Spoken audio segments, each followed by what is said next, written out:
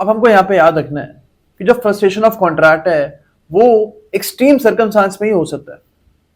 ऐसा नहीं है कि हर कॉन्ट्रैक्ट में आप इसको बोल दो कि फ्रस्ट्रेट हो चुका है। यहाँ पे हमको सैंक्टिटी ऑफ कॉन्ट्रैक्ट जो है इसको मेंटेन रखना है।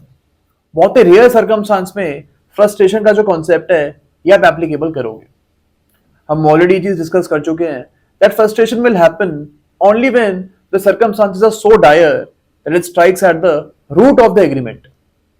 यानी when the circumstances strike at the root of the agreement तभी हम कॉन्ट्रैक्ट को फ्रस्ट्रेटेड मानेंगे, और ये बहुत ही रेयर सर्कमस्टांस में होता है। ओके, तो ये चीज हमको याद रखनी है। And this point was held in the case of Satyabrata Ghosh.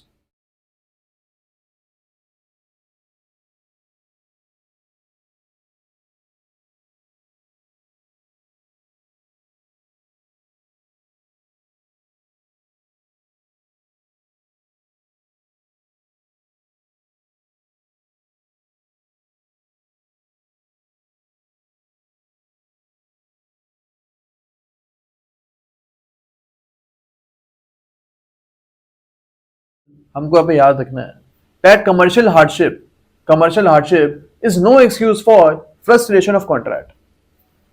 Commercial hardship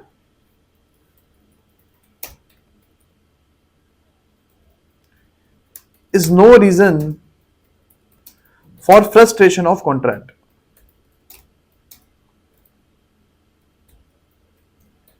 for example A और बी के बीच में कॉन्ट्रैक्ट हुआ था राइस को सप्लाई करने का।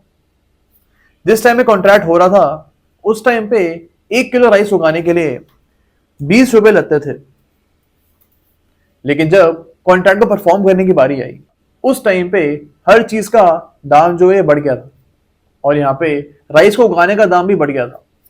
सपोज ये प्राइस अब हो गया था 100 रुपीज kg।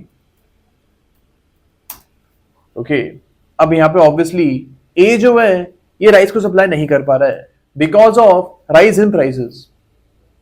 अब इन दिस केस क्या इस ग्राउंड के ऊपर आप कॉन्ट्रैक्ट को फ्रस्ट्रेट कर दोगे? यहां पे we have the case of Alopi प्रसाद।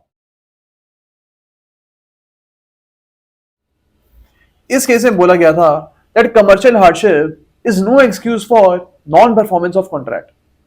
यहां पे कॉन्ट्रैक्ट जो है ये यहां पे कॉन्ट्रैक्ट जो है ये फ्रस्ट्रेट नहीं होगा, इस कॉन्ट्रैक्ट को परफॉर्म करना पड़ेगा। एंड अगर ये यहाँ पे इस कॉन्ट्रैक्ट को परफॉर्म नहीं कर पाया तो यहाँ पे उसको कंपनसेशन देनी पड़ेगी under section number 73 of Indian contract act. अब यहाँ पे ए और जो गवर्नमेंट है इनके बीच में कॉन्ट्रैक्ट हुआ था। ए और गवर्नमेंट के बीच में कॉन्ट्रैक्ट हुआ था कि ए गवर्नमेंट को देसी घी सप्लाई करेगा, पूरे साल के लिए ए गवर्नमेंट को देसी घी सप्लाई करेगा।